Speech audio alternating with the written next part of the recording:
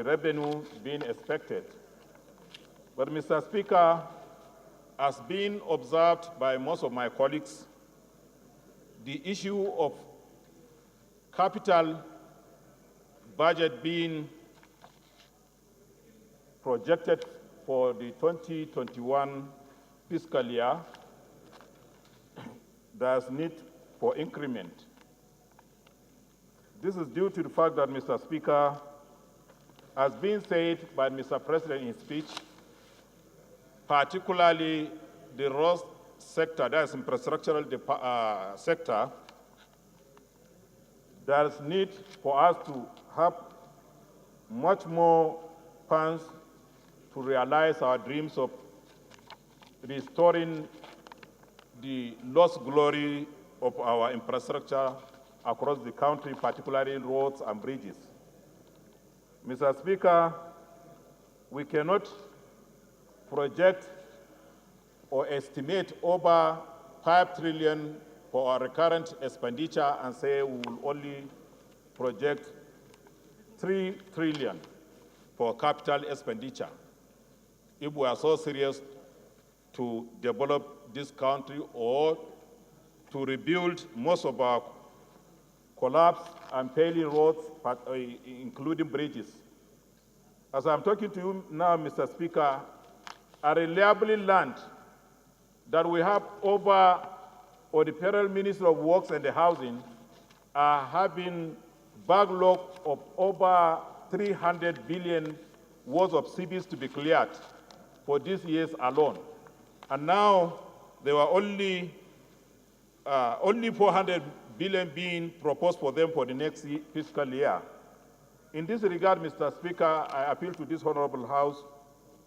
The infrastructural decay across this nation needs more than 400 billion being projected for the Works and Housing Ministry. Secondly, Mr. Speaker, there's need to see inwards, at least to import technology into our country, rather than always talking of borrowing from outside to come and develop our country, particularly in the rail sector that we are talking. Mr. Speaker, I happen to be a member of the Steel Committee when around 2 months ago, we visited Ajakuta Steel Company.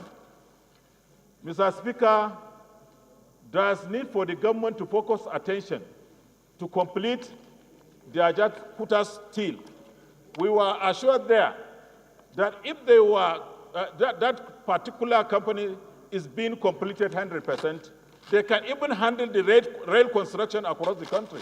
We need not to go outside to China and other countries for us to develop our rail sector or rail lines in this country. So, Mr. Speaker, there's every need to have a very aggressive approach towards developing the infrastructural side. That's particularly where I said there is need for us to increment in the capital sector.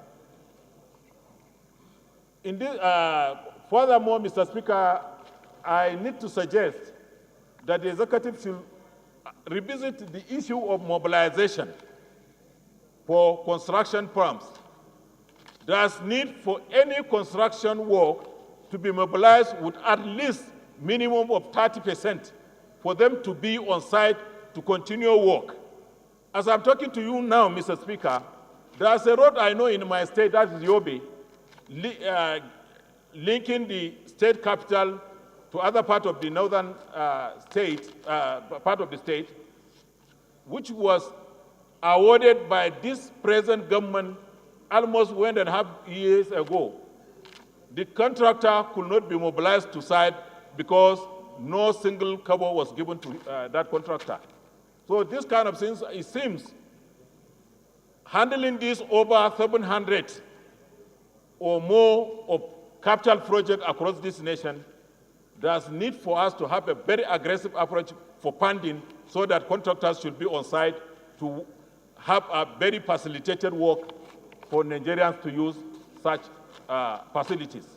So, Mr. Speaker, with these few remarks, I still appeal to this honorable House to make a way for the increment of the capital allocation. Thank you, sir.